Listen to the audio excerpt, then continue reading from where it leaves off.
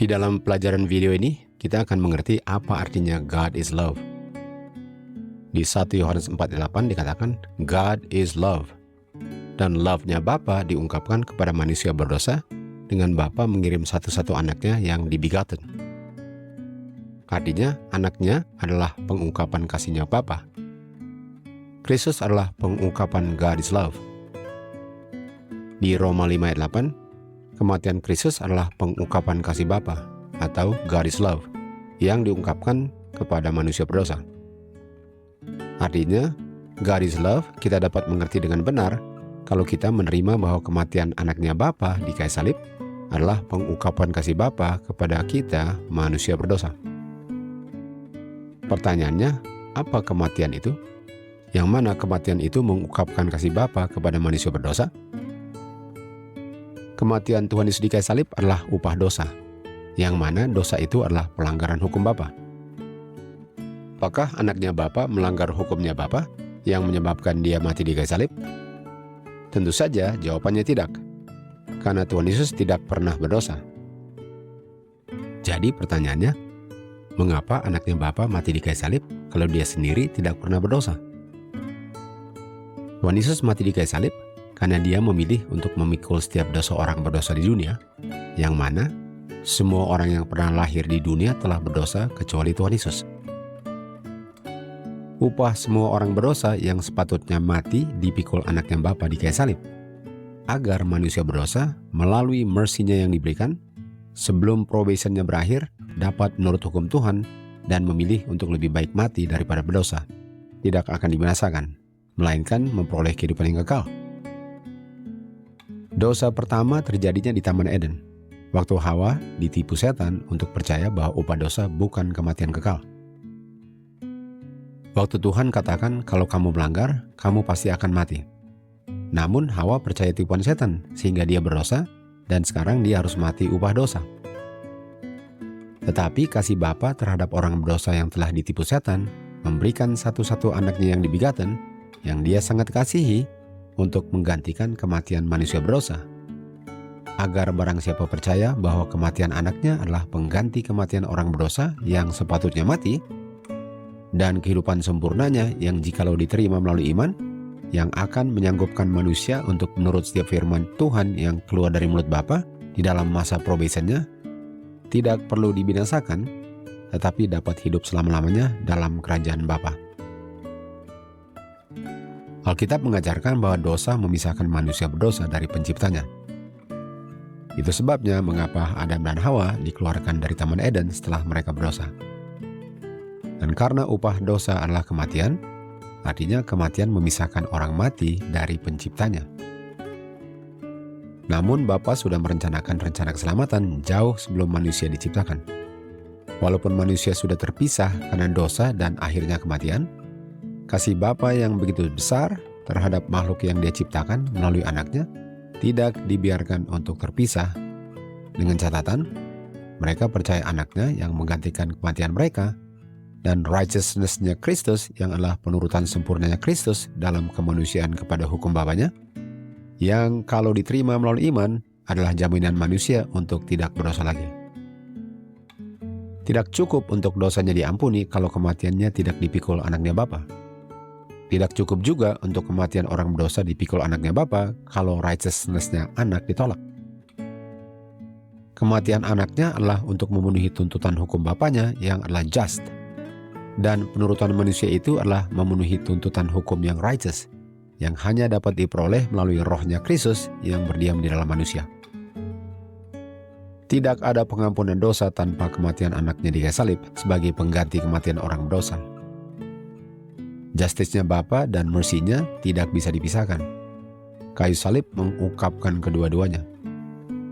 Justice-nya Bapa berciuman dengan mercy-nya Bapa.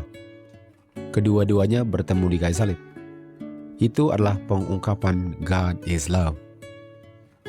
God is love diungkapkan melalui kematian anaknya, dan kematian anaknya juga mengungkapkan mercy-nya Bapa. Hukum Bapa yang dasarnya adalah kasih menuntut kematian. Dan kematian itu dipenuhi dengan anaknya yang mati di kayu salib. Pengampunan dosa yang adalah mercy-nya Bapa hanya dapat diberikan jikalau ada yang memenuhi tuntutan upah dosa, yaitu kematian kekal. Karena tanpa kematian manusia dipenuhi tuntutannya, apa gunanya mercy-nya Bapa kalau manusia akan mati kematiannya sendiri tanpa adanya kebangkitan dari kematiannya? Kita baca dari tulisan Roh Nubuat, seluruh dosa manusia diletakkan pada Kristus, pengganti dan kepastian manusia. Pengganti artinya pengganti kematian kekal manusia. Kepastiannya artinya jaminan untuk tidak berdosa lagi jika manusia percaya kuasanya yang menyanggupkan manusia untuk menurut hukum-hukumnya. Kristus diperhitungkan sebagai pelanggar walaupun dia sendiri tidak pernah berdosa, agar dia dapat menebus kita dari tuduhan hukum sebagai pelanggar hukum yang sepatutnya mati kematian kekal. Dosa dan semua kesalahan setiap keturunannya Adam menekan hatinya anak Bapa. Murka Bapa terhadap dosa, pengungkapan yang mengerikan dari murka Bapa karena kejahatan dosa. Semua ini memenuhi jiwa anaknya dan dipenuhinya dengan rasa ketidaknyamanannya. Setan dengan godaan yang ganas memeras hatinya Kristus. Anak Bapa tidak bisa melihat melalui pintu kubur. Dia tidak bisa melihat bahwa dia akan keluar dari kuburnya. Dia tidak melihat pengharapan berdasarkan kejinya dosa, bahwa dia akan keluar dari kubur sebagai seorang pemenang. Bahwa korban yang dia persembahkan dapat diterima Bapanya. Sangkin keji dan jijik dosa manusia yang dia pikul yang telah memisahkan dia dari Bapanya. Kristus takut bahwa dosa yang begitu keji di hadapan Bapa akan memisahkan dia dari Bapanya untuk selama-lamanya. Kristus merasakan penderitaan yang akan dirasakan orang berdosa ketika mercy-nya Bapa ditolak dan pintu kasihannya tertutup. Dosa yang mendatangkan murka Bapa atas anaknya sebagai penggantinya manusia berdosa adalah sebabnya mengapa setiap tetes cawan murka Bapanya begitu pahit rasanya dan yang menghancurkan hatinya anak Bapa di kayu salib penghinaan itu. Dengan jelas kita bisa melihat kasih Bapa kepada manusia berdosa yang sangat tidak dihargai dengan manusia menyangkal bahwa upah dosa adalah kematian anaknya di kayu salib yang menggantikan upah yang seharusnya manusia berdosa pikul sendiri. Di saat Adam dan Hawa berdosa, dengan dia melakukan apa yang dilarang untuk dia lakukan, Kristus, anaknya God, berdiri di antara yang hidup dan yang mati dan berkata, "Biarlah hukuman manusia menimpa aku. Aku akan menggantikan manusia." Ini adalah justice-nya Bapa yang dipikul anaknya. Berikanlah mereka kesempatan lagi. Inilah mercy-nya Bapa yang hanya dapat diberikan karena anaknya Bapa siap memikul justice-nya Bapa. Pelanggaran Adam menempatkan seluruh dunia di bawah hukuman mati. Dan ini adalah penggenapan daripada "Thou shalt surely die" di Kejadian 2 ayat 17. Namun di surga terdengar suara yang berkata, dan inilah suara Bapa, "Aku telah menemukan penebus manusia. I have found a ransom." Dia yang tidak mengenal dosa dijadikan dosa bagi manusia yang telah berdosa. Begitu besar kasih Bapa terhadap orang berdosa, sehingga Bapa telah merelakan anaknya yang dia sangat kasihi untuk menderita justice-nya Bapa. Sehingga manusia yang Bapa sangat kasih juga dapat menerima mercy-nya. Dan jikalau mercy-nya diterima dan tidak ditolak, mereka dapat menikmati kehidupan kekal. Kehidupan hanya dapat dinikmati orang yang benar, sementara kematian adalah bagian orang jahat yang menolak kematian anaknya Bapa dan mercy-nya Bapa. Kematian yang adalah bagian orang jahat adalah kematian kekal tanpa ada kebangkitannya. Bapa tidak akan menyelamatkan orang berdosa dalam dosa-dosanya. Sehingga orang yang tetap berdosa, yang tidak menghargai kematian anaknya dan menolak mercy-nya, akan menjadi seolah-olah mereka tidak pernah ada. Ini adalah kematian kedua, kematian kekal. Siapa yang dapat mengukur kasih Bapa? Malaikat tidak dapat mengertinya dengan sempurna. Malaikat terkagum terhadap kasih ilahi yang diungkapkan kepada manusia berdosa. Namun banyak manusia tidak peduli, bahkan tidak tergerak dengan kasihnya Bapa. Hanya sedikit yang menghargai kasihnya Bapa. hanya sedikit yang menghargai kasih Bapa yang sangat dahsyat yang diungkapkan dalam kehidupan dan kematian anaknya. Lihatlah dia yang direndahkan, diolok-olok, dikirim dari Pilatus ke Herodes, dan dari Herodes kembali ke Pilatus. Dihukum, digantung di kayu salib, dicela, dihina orang banyak, karena dia sangat mengasihi orang berdosa. Hukuman yang pantas dijatuhkan kepada manusia yang bersalah, malaikat-malaikat ini melihat ditimpa kepada anaknya Bapa yang tidak bersalah. Dan saat kita memandang kayu salib, melihat apa yang telah dilakukan dosa, bagaimana kita bisa dapat hidup di dalam dosa lagi? Dosa kitalah yang menyebabkan anak Bapa merendahkan dirinya hingga kematian, yang mana kematiannya adalah kematian kayu salib yang penuh dengan penghinaan itu. Kematian Tuhan Yesus adalah penggenapan perkataan yang dikatakan di Kejadian 2:17. Kamu sesungguhnya akan mati. Inilah pengungkapan kasih Bapa dengan memberikan satu-satu anaknya yang dibigaten, yang sangat dia kasihi, untuk menggantikan kematian manusia yang Bapa sangat kasihi. Adalah suatu penghinaan yang tidak dapat diukur besarnya untuk menyangkal kematian anaknya Bapa sebagai upah dosa pelanggaran manusia dengan mengatakan God is love, artinya God tidak membinasakan.